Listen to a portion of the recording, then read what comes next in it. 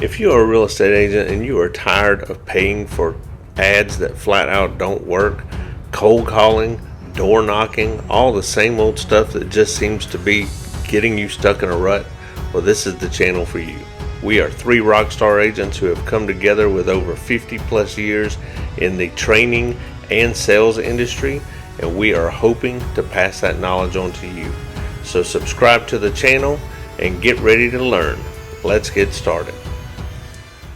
I have always used what we call a seller intake form. Basically, when you get a lead, the first thing you want to do is ask them a ton of questions. And I'm going to share that with you here in just a second. I've got to pop it up. I didn't realize I was going to kind of take off from the start here, Kat, but we'll get it. So just bear with me 1 second, please. Why don't we go around? Everybody introduce themselves real quick while I'm finding that file. Jeff? Yeah, most of you guys know me. Jeff Morrell, Colorado Springs, been in real estate for 23 years. My wife and I worked together. We had a team for a long time. Been here at EXP for about 7 years. Been really good and great to be at this event. Always working on stuff. I think one of the things, just to share this, I think one of the things that prompted us doing this, of course, the market being what it is right now, almost all across the country. I'm talking to agents every day, everywhere, and days on market is going up like everywhere. And number of listings. I know Colorado Springs, where I'm at, we've got I think it's an 11-year high now of homes on the market, and so many just sitting there. And if it's priced right, it'll move. We've had multiple offers, still, but if it's not priced right, good luck. It's going to sit there. And we had a really good discussion on one of our Wednesday calls back about a month ago. And we're like, man, we need to do this for a Tuesday. And so this will be a little bit different format today. But anyway, excited to be here. Definitely look forward to sharing with you guys. Michael, why don't you go ahead? Yeah, sure. Michael Higdon, obviously with eXp Realty here in Louisville, Kentucky, 22 years in the business. Some of the things we're going to talk about they could come across as basic to some of our older, cover both sides of that. Yeah, and we had a great conversation just because there are some challenges in this turning market right now and what we're seeing. And I'm still an active agent producing, specifically on the listing side. I probably do 80-20 listings to buyers. So just want to discuss some of the challenges that I'm seeing in the market and some of the opportunities that we have to do those price reductions and how, the verbiage that's you should use or could use with some of your sellers out there to convince them that, there's the two prices out there. There's the I want price, and then there's the I get price. And a lot of people are stuck on that I want price of 2022 or 21. We're not there anymore. And those are the honest, true conversations that we have to have with our sellers. And most of you guys know me, Kathy Carter, here in Nashville, and I've been in real estate 26 years. And as you guys have gone around and introduced yourselves, I realized we got a century of realtors here just with the four of us.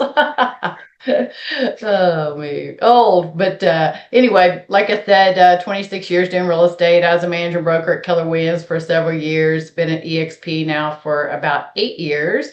And just still same things of what you've heard from these guys. We're in that shifting market that we haven't seen in a little while. And so as Michael mentioned, or Jeff, we had some good discussions about a month ago and thought it'd just be beneficial for the team here for us to just bring together, all of us. And we all have a lot of experience in real estate, as do many of you on this call. And so ultimately we want to make this a collaborative. We want to hear from you too, because y'all are out there in the field as well. And like Michael, I still do sell some here in Nashville. And so we're going to let Tim kick it off with his document that he utilizes right off the rip when he is sitting with the seller. Yeah, actually, this is on the phone with the seller long before the listing appointment. So this a lead comes in, and yeah, I'm interested in selling my house, and they connect with me, and so and this isn't the form I'm personally using. This is one that was referenced yesterday that I thought was really good because it had a couple of things different than what I personally use. Are you all seeing the screen? Okay, the seller counseling interview. Okay. Mhm. So obviously, the name, the address being listed, the mailing address in the event that's a non-occupied owner, in case they live somewhere else, the different phone numbers, email, all the normal stuff, best time to contact. Sometimes it's good to ask preferred method of contact too. Do you prefer me to call you or email you or text you? That way you can deliver to them in a way that they prefer. Always, always, always, always when you're talking to a new prospect, find out how did you hear about me? I want to know if my Facebook ads are working, my Instagram reels are working, my direct mail is working, whatever it is. Track your marketing, ladies and gentlemen. And then you get into the house, beds, bath, living room, dining room, all that kind of stuff. I'm not going to spend a whole lot of time on that. Describe the lot. You want to know the setting. Tell me about the exterior. Do you have any outbuildings, decks, patios, etc.? Sprinkler, irrigation system, pool, in ground, above ground, fenced yard, covenants or restrictions, homeowners dues, that sort of thing. This is the next part is probably the most important thing on here. One of the most important things. What would you say are the best features of your home? And you know what you do when you ask that question? You shut up and you wait and you listen and they're going to tell you, and you're going to say, what else? And shut up and say, what else? What else? What else? This is the reason this is important because when I get to the house, they have interviewed 2, 3, 4 listing agents maybe. And when I see the feature that they like the best, I'm going to love it. Oh my gosh, this in-ground pool with the backdrop of those palm trees is absolutely gorgeous. All of a sudden we have a connection based on something that I pre-learned that's one of their favorite features. So very important step. When would you like for this move to happen? Will you be staying in the area or moving away? Oh, really? Where to? There's your referral opportunity. If staying here, are you buying? Have you already bought or will you be renting? If buying, set up the buyer specialist to get the details. If they're relocating, offer the referral. Target date. Is this your personal home, rental, occupied, or vacant?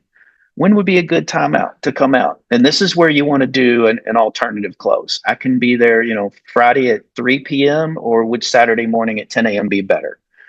Is there anyone else involved in the sale of the home? Because if so, I would like them present as well.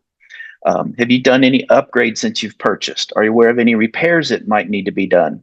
Critical question right there. They're going to tell you, and then those are things we can use in the listing appointment. We might want to go ahead and get that taken care of. We might want to do a pre-home inspection.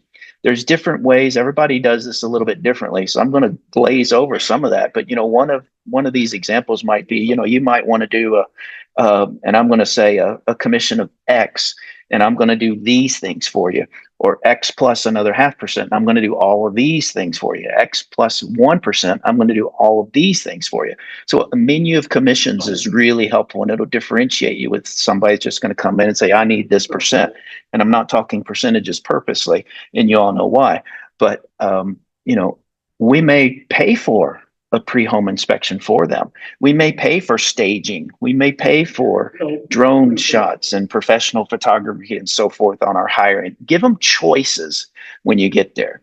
On a scale 1 to 10, how would you rate your home? How long have you owned it? What did you pay for it? Some of these things we already know, but it's good to hear them say it.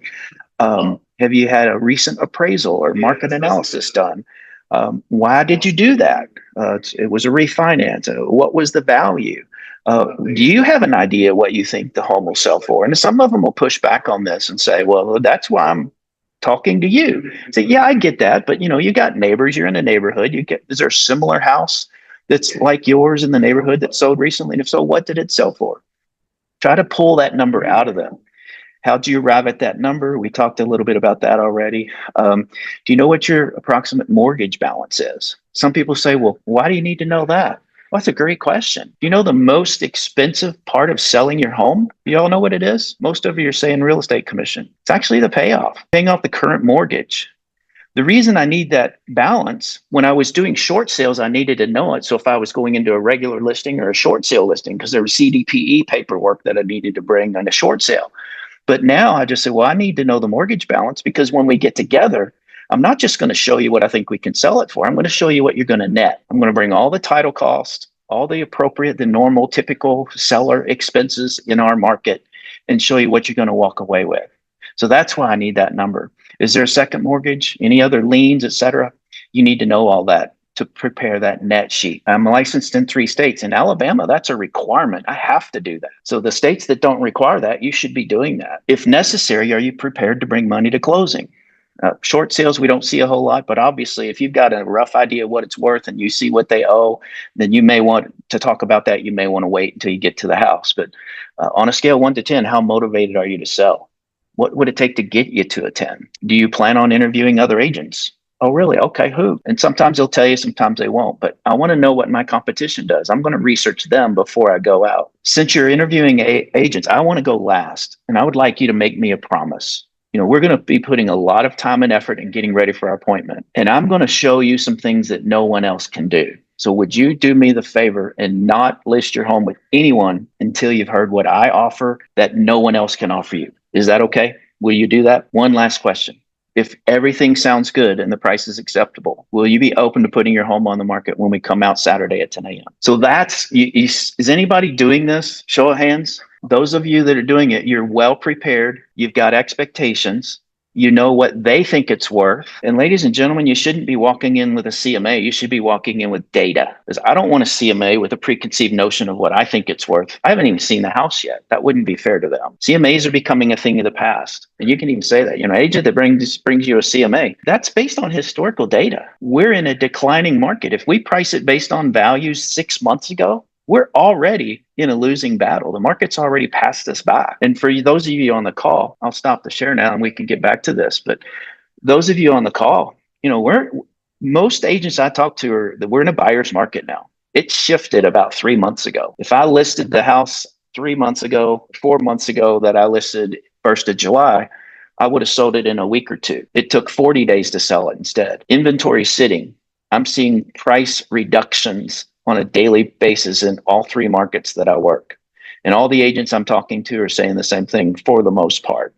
So I'm going to stop there and let's have a conversation. But I did that because now you're better armed for the appointment, for the future discussions about price improvements. And I never say price reduction. I never say lower the price. We're going to improve the price improvements. The market's telling us we need to improve the price. The data is telling us we should be priced here. Wouldn't you agree? Those are the kind of things you want to say and ask. And we heard yesterday, I've heard this for years, you want to get 6, 7, 8 yeses from them during the listing presentation. Those are some of the types of questions. Wouldn't you agree? I'm going to stop there, see if my co-presenters have anything to add or say, and then let's keep this interactive. Again, we're not doing any kind of formal presentation. This is about you and providing value on this topic for you all today. So I want to throw in just a couple things, Tim. And if you could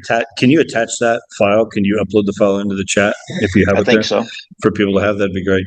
A couple things on that form. I just want to emphasize it. Asking them what sold them on the house. What are your favorite things about the house? That's a key question. And like Tim said, when you're walking through the house, whatever they mentioned, man, just it felt so open to us. The open floor plan, the vaulted ceilings, and to walk in and emphasize that, like, oh wow, like this is, what a great floor plan. It's so open. Like to emphasize that you're connecting with them. When you can you're liking the things that they liked, but it's also the things that other buyers are probably going to like as well. So when it comes to marketing that home, that's a key thing.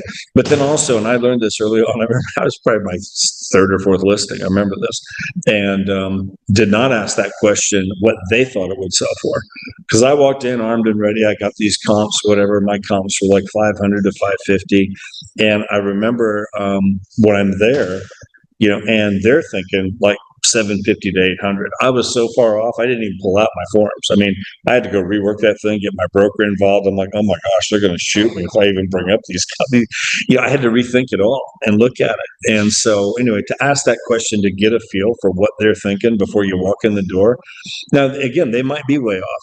A lot of times sellers are. They almost always think it's worth more than what it is, So be ready for those kind of conversations, especially in this market. But 2 key questions on that whole form is awesome. If you can get that kind of stuff over a phone call, you're so ready to walk into that appointment. But Michael, what do you want to add to anything there? Yeah, so much. And I kind of want to stack on top of that form of what Tim uses. I've always been big on the pre-qualifying. I think that's the hidden power in what we do. Because remember, this is an interview process. They're not just interviewing us, but we're interviewing them. You want to be, as one of my coaches says, be careful who you put in your boat, because you may have to float around with them in that boat for a little while. Okay, so that's an interview process for the seller as well. I'm an old Mike Ferry coached guy. I will share the pre-qualifying script that we used to use, and let me know if you can see that. Can you see that? Okay, good. So it asks a lot of the same questions. Just before I come out, and this is I'll put this in the chat when I'm done, but it just gives you a script to go by that's really complimentary of what Tim was talking about. And I will say that if you're talking and it's a couple that's selling a house, one thing I've always done is, let's say if I'm talking to the wife on the telephone, I want to find out, I want to be a journalist. I want to find out the who, what, when, where, and most importantly, the why. And I'm asking them the questions of, where are you moving to next? Oh, we're moving to San Francisco. That's exciting. What takes you to San Francisco? Well, I've got a job transfer going on there. That's exciting. Tell me more about that. Okay, we're moving to San Francisco. Well, I want to be closer to my parents. I want to do this. I want to do this. And get everything you can until they stop saying anything, ask anything else until they say, no, that's about it. And then you repeat back to them, gosh, you're moving to San Francisco. You need to be there by October.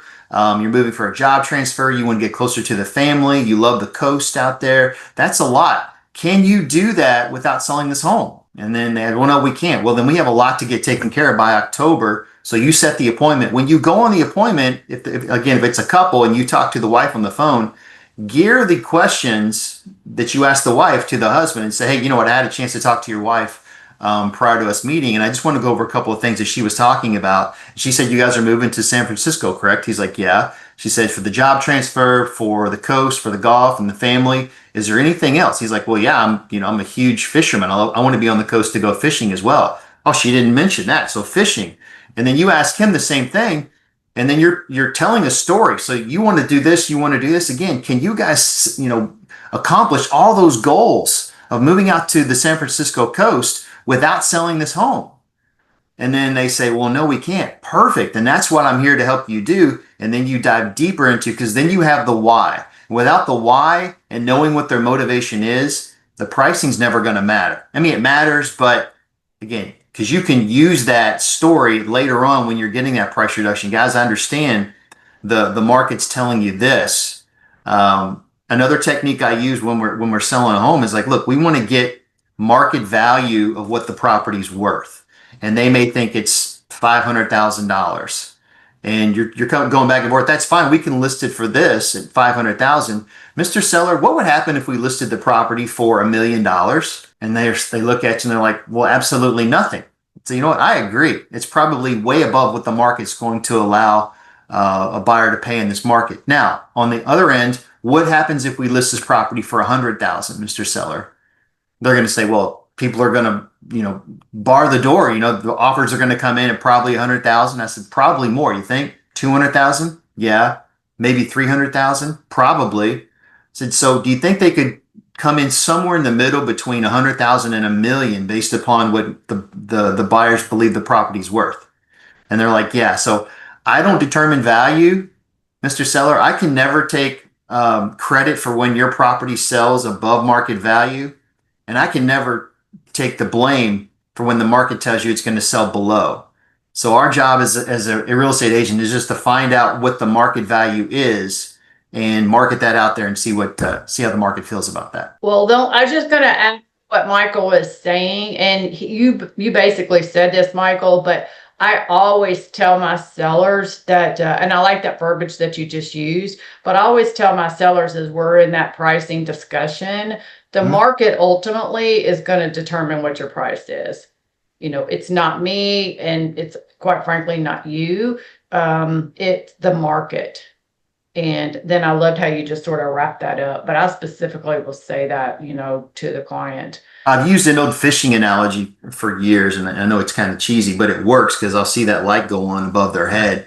And I asked them, say, have you ever gone fishing? And most people have said, well, yeah, absolutely. Do you ever use a bobber? You know what a bobber is? And they're like, yeah, that tells you if the fish are biting. Perfect. Let's say you cast that line out in the water and your bobber's right here and your bait's kind of high on the water. If that bobber's not moving, what do you have to do? And let's use that bait as price. Okay. Actually, the bait's the condition of the property, but where it's sitting is the price. What happens if no fish are coming up swiping at that? And they're like, well, you got to lower your bait. You got to lower your bait. Why is that? To lower where the fish are biting. What if nobody likes the bait or the smell or the fish? Like, we got to change your bait. So you got to change the word, meaning condition. So there's going to be two factors, Mr. Seller, that are going to sell your property. Controlling factors. Number one is going to be the condition. How does your home sell? Does it have purple shag carpet? Does it smell like dog? Does it smell like cat pee? Does it have crazy, wallpaper that you need to change out? Well, no, it shows pretty well. I agree with you. I don't think there's any conditional things that you need to change to make it more appealing to the public right now. So other than condition, which you're not going to change, what's the other factor we can control? And they're going to say, well, the price. Absolutely. I actually tell them there's four things. One is location. That's the old adage. Are you planning on putting your house on a big semi and moving it somewhere else? And they're like, well, no. I'm like, I don't think you should either, because that's not a non-controlling variable. The second one we look at is the location. I'm sorry, the location. The other one is the competition. Can you control who comes on and goes off the market in your neighborhood across the street? No. Can we use that as a benchmark, maybe to give us some guidance on where we need to be? If they come on the market, it's a very similar house and they're $50,000 below us, should we be aware of that? Yes. Can we control that? No. Again, price, location, condition, competition. If you tell them all those things, it keeps coming back to price in this market. I'm going to see maybe if you could kind of help me and see if maybe tell me kind of where I went wrong with a particular client with the persuading to sell aspect. She came in on a buyer lead, and she was one that she had a proper. She was looking at she came in off a new construction. But then she was open to. She was very specific on a type of property that she needed in a particular area, but she also had a house that she had to sell in order to even to be able to make that offer happen, But the problem that I had is I could not, no matter how many times I went over, it's like we can't, she can't buy that. We can't even make offers on that until we even looked at her property to get it on the market. I did an analysis on her property. The average, she had a bunch of homes for sale in her neighborhood. They were all, fairly higher up, not higher up, but for the market, they're kind of above average. And so she was just like, she didn't want to even analyze it, didn't even want to look at it until she found something. But there she had the average price of the homes in her market in her neighborhood were 90 days on market plus, and she didn't even want to look at putting hers on the market until she found something. So I don't know if it just could have just been one of those particular clients that just doesn't seem to be anything that I said or tried to persuade her or kind of move her in that direction. So we ended up having to kind of part ways because there's nothing that I could do no matter what I showed her. We was just, we were so far off the mark of being able to make anything happen that I just want to know, is there a way that maybe I should have handled that a little bit better to be able to move her in that direction? What would you think on that? You asked that question, can you purchase this next house without selling yours? It comes down to it. And then just walk them through that. Let's say we run out, we find the absolutely perfect home for you. We get an offer on it. It's going to be contingent, correct, Mr. Buyer or Mrs. Buyer right now? They're like, yeah, that's great. Well, let's look at your house. If your house is on the market and somebody comes in as a buyer and they're contingent on the sale of your home, how excited are you about that? And you want to negotiate as a buyer on the property you're buying, right? Do you think a seller is going to be motivated to come down on their price when you can't even perform on the contract that you're writing? And they're like, no, okay, so you've told me you can't negotiate on the property you're buying. You can't buy without selling your house. So why don't we go back to the one that's the main issue here, which is your home, so that you can perform on the purchase of yours. I promise you, the second that we have a contract on your house, we're going to find the next house for you, which once we have that contract, it's going to make you a stronger buyer to be able to negotiate, just like everybody else is going to negotiate on your house. Does that make sense? And like I said, I think You've probably done all that. I'm not telling you anything you did do. That's what I'm saying. It's just, I don't know if and it just goes back to their motivation. If they're not motivated to listen to you or they know everything, then it comes back to ego. And sometimes it's just like, I don't think it's you or any other agent. Sometimes it's just, I can't help you unless you want to help yourself. Yeah, the prequal is key. I think showing them, listen, all these homes in your neighborhood, the average days on market's 90 days. This is now a buyer's market. And that's actually good news for you as a buyer, because you're going to not be pressured like we were 2 years ago when you were one of 20 people writing an offer over asking price and praying you would get it and giving up appraisals and, having appraisal gaps and so forth. You're in a different situation now. And what I found in 23 years doing this business is everything happens for a reason. If we lose this house that's your favorite right now, there's a really good chance something else is going to come on the market that you're going to love even more. So what we need to do, you got to do step one before step two. We absolutely have to get your house under contract, and then we'll go buy your house.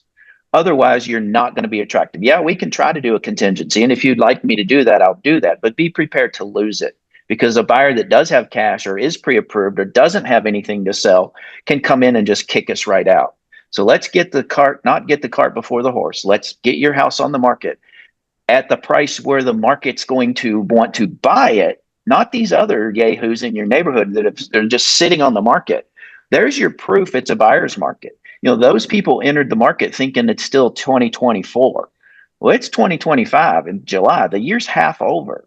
We're in a totally different situation. We have a window right now today of about 45 days to get your house under contract, because it's going to slow down. It does every year when school starts again. So we've got to capture the buyer that needs to be in this area for this school system today, and get you under contract beyond that. I hope that was helpful. Jeff, were you going to say something, sir? Well, again, yeah, and everything you guys are saying is awesome. I think what Michael said too. I think just finding the motivation, why they want to make this move. The bigger the why, the more leverage you have in terms of getting it to the right price in this market. They want to get closer to the grandkids. The grandkids live across the country, and finding out what it is. Michael's thing, San Francisco, we have to sell this house to make the move. And yes, we want to make this move big time. Like figuring out that why of what they're going to do.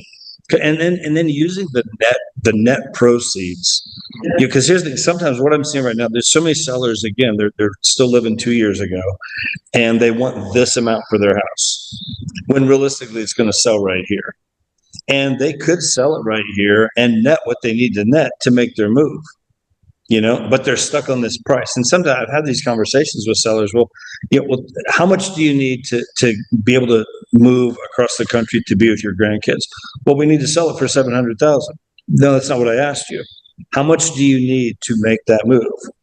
What do you need to have to be able to make the move to go? Well, we need 200,000. Okay, well, we could list, if we sold at 650. And we do that, and here's the closing costs, and here's your title insurance, and here's all the thing, and we run out the net sheet. You're walking away with 250,000. Like, we've got a lot of room here to be able to make this move happen for you. Is it worth the ego of it's worth this much, or do you want to just make this move and get to be close to your grandkids? You can. There's ways to have those kind of conversations, to get that price improved and to get that price adjustment. Does that make sense? Am I saying that right to people? Yeah. And Tim, Yeah, I don't know if you want absolutely. to add anything to that. Again, I don't know if need is the right word for that, whatever. But I think sometimes people are stuck on a price versus they really don't need to sell it at that price to accomplish what they're trying to accomplish. Yeah, I like the word net instead of need, because I'm going to say two things here. First of all, Sure. when I go into a listing appointment, I say, Mr. and Mrs. Seller, I'm not your average run-of-the-mill agent. I want to sell your house. I don't want to list it. I said, you've probably talked to other agents that have told you your house is worth more than it really is. And they're telling you that just so their sign's in the yard, because they're trying to convince you they can sell it for that price. I'm not that agent. I hope you're okay, but I'm going to be 100% honest with you and completely transparent. Are you okay with that? I'm going to tell you maybe what you don't want to hear. Don't take it out on me. That's what the market's telling us. So I start with something like that. An overpriced listing with somebody else's sign in the yard doesn't help you one bit. It helps them. It helps them sell other houses in your neighborhood that are priced correctly. So I start with that. And then back to what you were saying, Jeff, net instead of need. What's the amount you would like to net that gets you to your destination? not what do you need. In all due respect, Mr. and Mrs. Seller, what you need has nothing to do with the home's value. Back to what Kathy said earlier, the market's going to tell us what the home is worth. Not me, not their appraiser. The market's going to tell us. So I would use that instead of what you need is too top line to me. I think if you could get inserted in there, the net, in other words, what would you like to walk away with? What's the magic number that's going to allow you to move on? Let's move to the house. You get there. The very first thing I do is I walk in the door and I head for the kitchen table and I set all my stuff down except my notebook.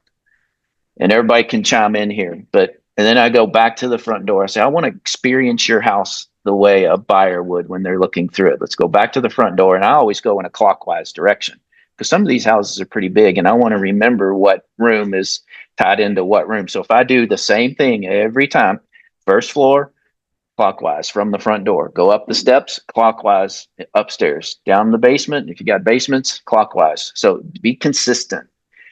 And remember those things they told you they liked best about the house on the intake form. You want to capitalize on that. That's going to establish rapport. Get back to the kitchen table. Listen, I hate that. Do you mind? Would you be so kind as to get me a glass of water? I've already been talking all day today. I really appreciate it. What you've done there is you've just taken control of the conversation. There are little things like that you can do. And then you're going to get into the data. Again, not the CMA. Somebody else jump in. He's like, I don't want to take all the thunder, but I'd like the different perspectives. I just think right now it's important to, I don't want to say overwhelm them with data, but you've got to go in there with good data. You've got to go in there with a lot of stuff about the market. Let's look at all the homes in this neighborhood. Let's look at the days on the market. Here's the ones that sold in 30 days. Let's look at their price. Here's the ones that have been on the market for 90 days. Let's look at their price and how many price reductions have they had and all this kind of stuff. And just, around the, comps, whatever, all these different things, you know the range of where this is going to sell if you've done your homework. And they're always thinking up here, and you've got to be able to try and guide them into this range. I think one of the things that prompted this, I remember when we were on our Wednesday meeting back a month or 6 weeks ago, whatever, and I had my wife and I had an appointment with some people, and it was kind of like one of those ones where, like, here's the price, and we had all the stuff. Here's the price. This is where it's going to sell, and the sellers were, well, let's try this.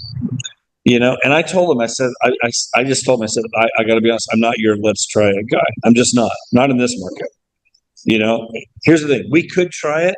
I'll do that, but we're going to do it for about 10 days tops. If we sit here for 10 days and we've had no showings or even one show, we're going to lower the price. We have to lower the price. I'm just saying, like, the market is going to give us feedback. You're either priced well or you're overpriced. Well, we haven't had enough showings to get feedback. No, the market's giving you feedback. They're not interested in your home at this price. There's your feedback, So I might take that listing, but I'm going to get a price reduction right there on the listing agreement. If we haven't had this many showings by this date, we're going to lower the price to here, and we're going to initial on that. I don't even have to call you for a price reduction. We're going to do it. You'll go on the MLS or on the computer, and you'll see that your price has been reduced 10 days from now if we haven't had this many showings. And I'm going to say this all in a nice way. I'm kind of, but I think, I'm not coming at them like this, but I think we got to be able to have those conversations. And I did. I told them, I said, I'm not the let's try it guy. And they weren't willing to do that. They were nice, but I ended up walking away from that listing. I didn't take it. And I'm telling you right now, I looked the other day, that house has been sitting on the market at that price that they asked for. It's been sitting there now for 2 months. It's just sitting there. All that does is cost me money. I'm just not interested I don't need every listing. It's like, do you want to list your house or do you want to sell your house? Tim said that earlier. If you want to sell it, I'm all about it. If you want to list it, I could get 10 realtors out here in the next half hour that'll give you the next highest price to get your listing. And where they make their money is off the buyers. They don't want your house to sell. They're getting sign calls and everything else. And that's what they're doing. Do you want to sell it or do you want to list it? Two different things. I'm your sell guy. We'll sell it. We can sell it all day long. We've had multiple offers here recently on homes, but they listened to us and they priced it where it needed to be. And I can show them that data. Look at this one. It was on the market for 10 days and we had 3 offers the first weekend and got it under contract. That is still happening if it's priced right. If you overprice it, you now just became a listing that. Do you want sellers or buyers coming into your house, agents bringing buyers into your house to show them? Let's look at this one now. Let's go down here. Look at the value you're getting down here. Remember that one we just looked at? They priced it here. Look at this one, and that one ends up selling. You want to be that house? They're just using you to go sell other homes in the neighborhood, showing people how overpriced you are to get a better deal over here. Like, I don't want to be that guy. You don't want to be that guy. It's just important, I think, in this market to be able to have those kind of conversations, and even tough conversations like what Tim said. I'm going to be very honest with you. I'm going to be blunt with you, and this is why we've sold this many homes over these last however many years and all this kind of stuff. You can use some of that. So anyway, there's just something I'll throw out. Go ahead, Jim. Just wanted to hop in and piggyback on this comparative market analysis and the whole providing the right number, trying to get to that number. And one of the things that I picked up, I was able to attend the dominant listing class about a month ago. And one of the key things that they brought into was, first off, when they're having negotiation with the client right up front, instead of using a comparative, they called it a competitive market analysis. And there's a piece of software called Focus First software that provides this really nice, what's called a scattergram, and it shows a detailed data points on what traditional, where it would sell, like maybe using data from 10 years ago, all up through and going past today into the future, and where that property might sit. Very cool stuff. And it separates you from everybody else, because you can go into your meeting with the seller and go, look, every other realtor is going to come in here and give you a comparative market analysis, but that's old news. I've got a competitive market analysis for you, and here's and then go through the Focus First software. It's really cool. I just wondered if any of you guys have looked at that yet, or how do you come up with the magic number?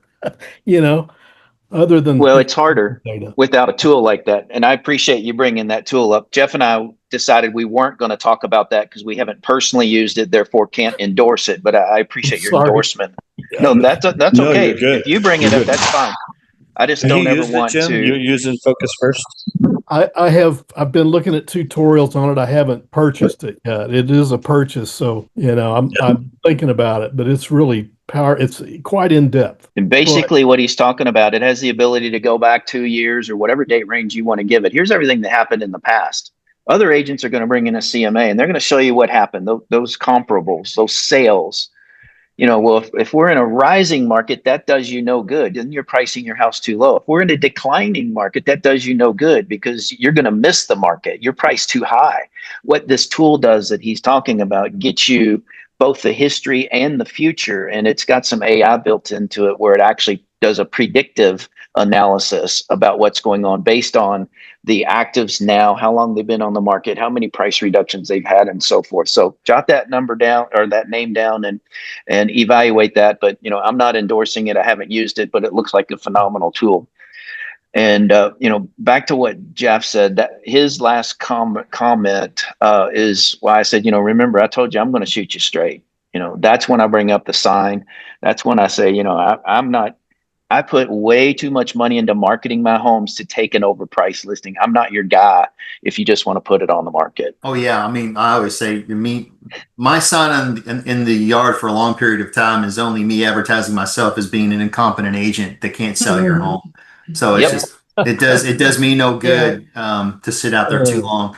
I will share one slide. I'll send out a packet of information to folks, and I'm sure you all have seen these before. And I'll sit down with the seller and just say, Mr. Seller, based upon the activity we see, this represents the number of weeks on the market.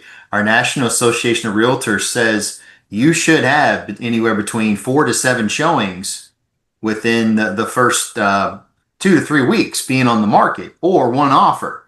And I want you to remember these numbers. I said, you strike me as somebody that's very clever and a good memory, but most sellers get amnesia when I start talking about these numbers. So I want you to write this down and remember this, because if you don't have those first numbers right there, you're about 5% overpriced. And if you have 0 showings, 0 offers after the first 2 to 3 weeks, you're about 10% overpriced. We see those numbers to hold true with for sale by owner, sometimes expired listing cancels that come off the market. So remember that when it comes time to delve into those price corrections or price improvements, as Tim likes to say. The other technique I'll use is, Mr. Seller, we have to think sometimes as a buyer on the back end. And this is a listing. This is one of my listings that I took. It was a for sale by owner. It's still on the market. I told him it was overpriced. We took it at 669. We recently did a $40,000 price drop on it. And one of the techniques I want to use is, I'm not a big fan of Zillow, but they are the 800-pound gorilla in our world. So let's piggyback on the data that they're giving us free and go on here and look at what they're calling their buyability. So let's transfer from the seller and just say, okay, let's be a buyer and see what the buyer sees in this market right now. So not only has your Zestimate dropped over the last month from 630 down to 6094, we can also look at, as a buyer, if you make an offer at 590, you're going to come in as a pretty strong offer. Then you can see competitive, that's going to be 682 to 590, moderate 577 to 581, and a weak offer would be less than 576. So Mr. Seller, you can see that the range we initially talked about, probably in the 620 to 670 range, has dropped based upon our time on the market and where the the presumable market is heading. So do you want to be ahead of that wave at the 590 mark, or do you want to continue just to kind of go down in slow increments where the market is? Which one works better for you, Mr. Seller? If you're looking at comps, all the stuff in the past, we don't know if your neighbor's house was in bad condition, if it needed updates to the kitchen and bathrooms. We know nothing about it other than the photographs, and sometimes they don't tell all, because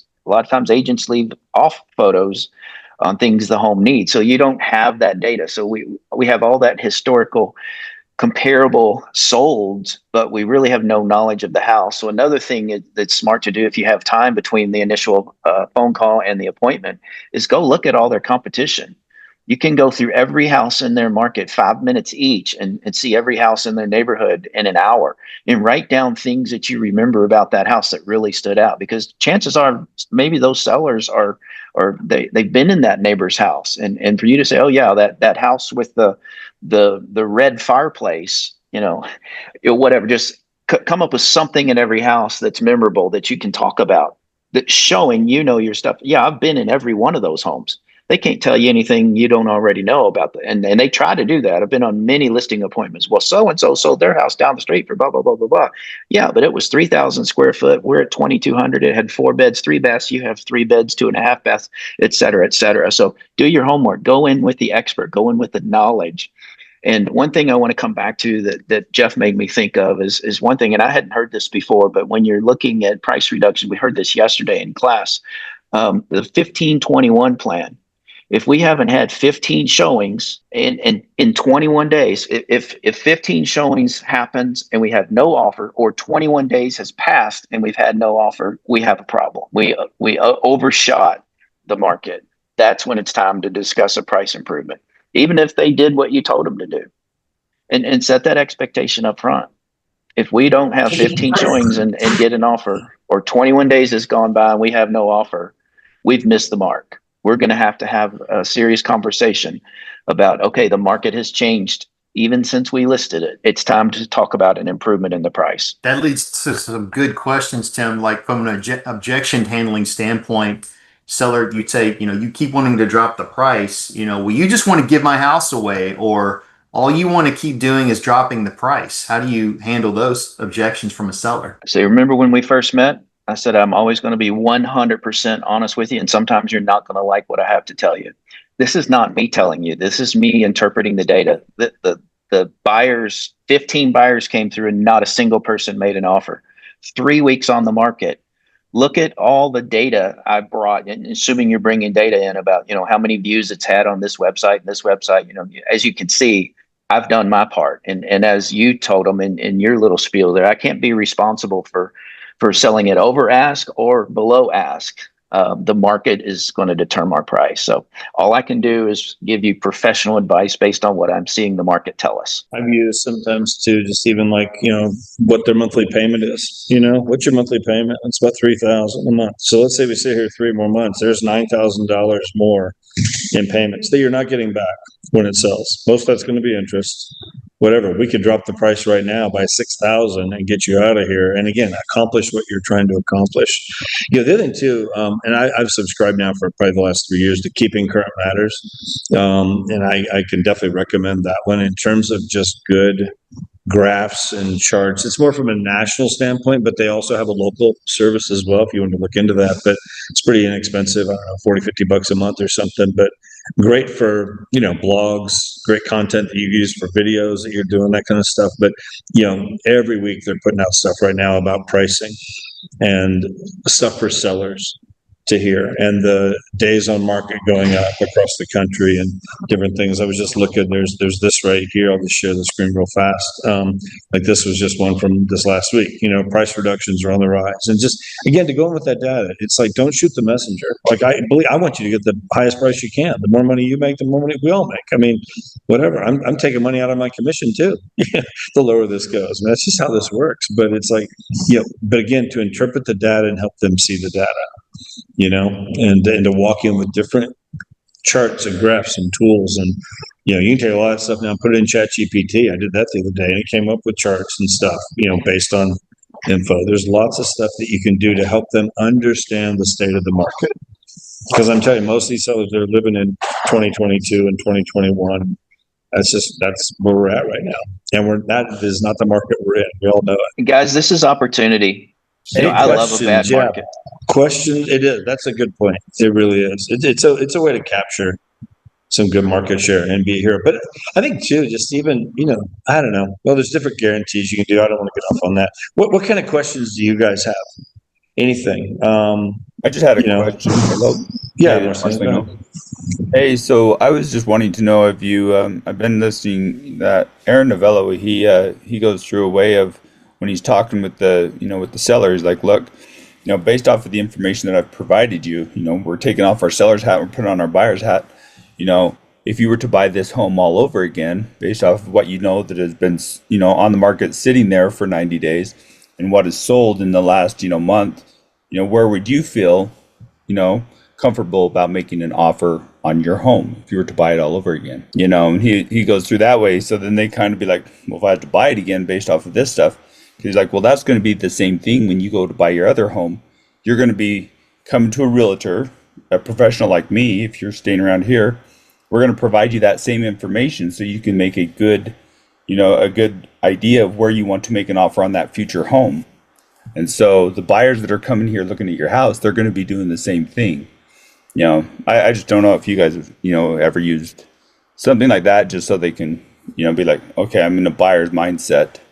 Looking at all this data on my house, I'm in a buyer's mindset. Where should I price it based off of what I would actually make an offer on this home in this condition, in today's market? That's really good.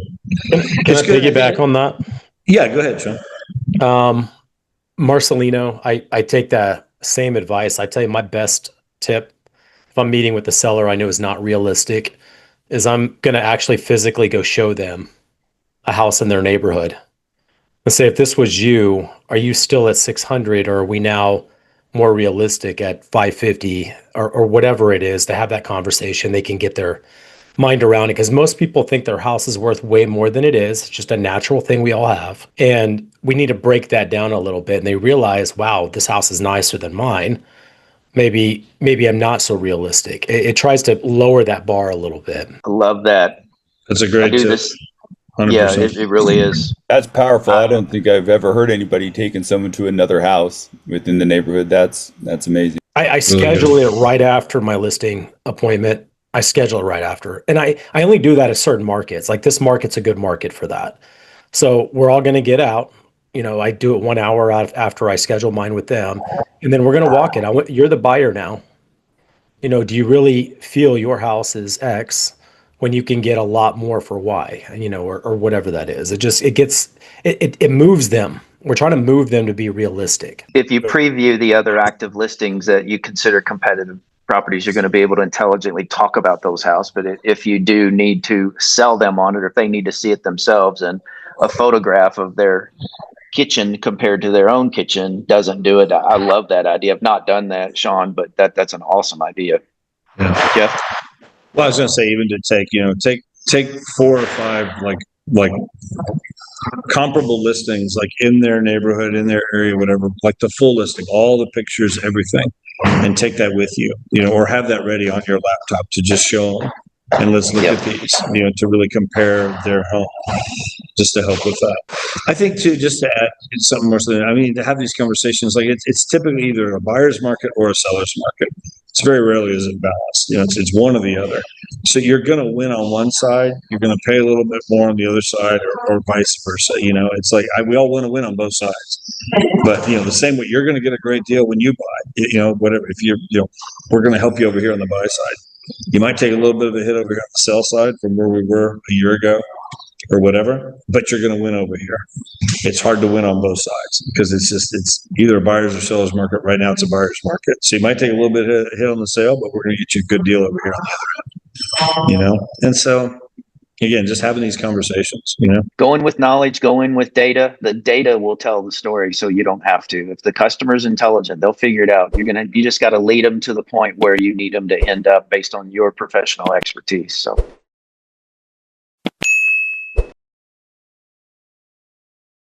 Out here on the grind, chasing dreams in the sun. From the Gulf to the hills, yeah, we're getting it done. We don't cold call, we don't knock doors. We got leads rolling